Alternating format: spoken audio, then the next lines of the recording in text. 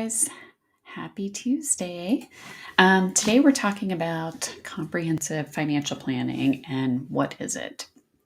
So there's really a few major parts to that. So it's cash flow and debt management, risk management or insurance, employee benefits, investments, education, tax planning, estate planning, and then planned lifestyle goals. And that encompasses, really most of the financial plan. So you have to know where you are now before you can figure out where you're going. So we'll dive into each of these topics just a little bit to kind of give you a background of what they entail. So cash flow and debt management, what's coming in, what's going out, what's the correct emergency fund for your situation, and debt repayment strategies. So risk management is insurance. So it's reviewing life, health, disability, long-term care, property, and liability insurance to align with your personal goals. And this is without being sold products, just to have an understanding of the risk management strategies that you're taking advantage of. Employee benefits, reviewing group retirement plans, group insurance options, deferred compensation, stock options, things like that, and gaining a detailed understanding of what's available and how it works.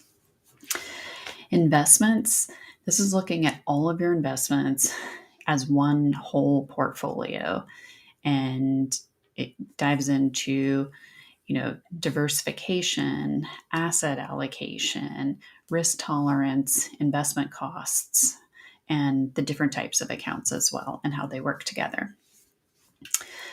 The next one is retirement.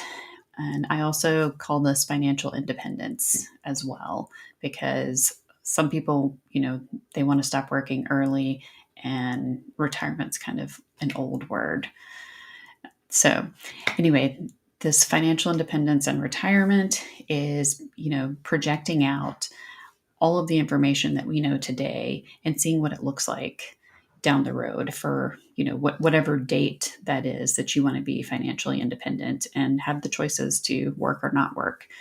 So it includes a Monte Carlo analysis, understanding which accounts have penalties for withdrawals before certain ages, review of government programs such as Social Security, Medicare, and, if it's earlier in life, talking about, strategies for healthcare options and such at that time. Next is income tax planning. And this is really, getting a general understanding of how your personal taxes operate. So, knowing this, we can uncover, any planning opportunities unique to your personal situation, such as Roth conversions, charitable gifting, things like that. Education. This is calculating costs for, education for your children. Understanding which plans, like 529 plans, are available, how they operate, any tax benefits that are out there, financial aid, and student loan repayment strategies. Estate planning, this is a review of your current documents. If you don't have documents, then what documents do you need and why do you need them? Also looks at beneficiary designations and account titling and understanding what would happen in the case of a family emergency and creating a legacy to support your loved ones.